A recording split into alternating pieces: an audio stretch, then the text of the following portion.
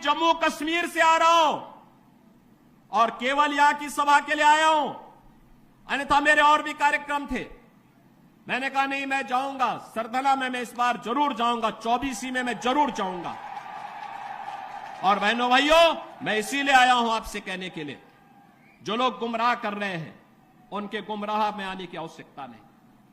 ये लोग कभी नहीं आएंगे। फिर जाति के सौदागर उपयोग करेंगे, बाद में सौदेबाजी करके गायब हो जाएंगे।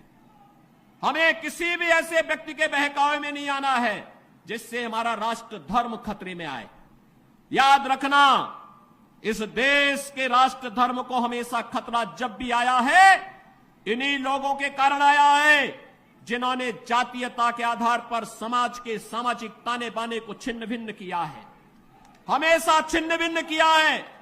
और बहनों और भाइयों, मैं आपको इस बात के लिए आश्वस्त करता हूं कि कोई माय के लाल बाल बांका नहीं कर सकता है। सुरक्षा की इतनी पुख्ता व्यवस्था हमने की है यूपी के अंदर।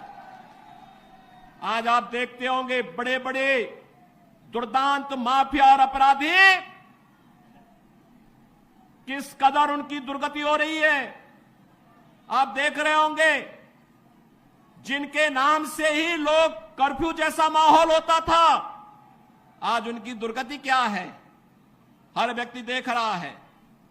इन माफिया और अपराधियों की स्थिति क्या है, आप रोज सोशल मीडिया के प्लेटफॉर्म को उठा करके देखते होंगे। एक दुर्दांत माफिया ऐसा भी था, बहनों और भाइयों, जब समाजवादी पार्टी की सरकार के समय चलता था तो मुख्यमंत्री हो या मुख्य न्यायाधीश, इन सब के काफिले रुक जाते थे और माफिया का काफिला निकलता था।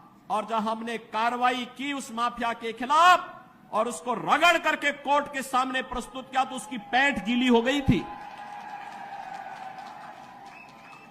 उसकी पैंट गीली हो गई थी।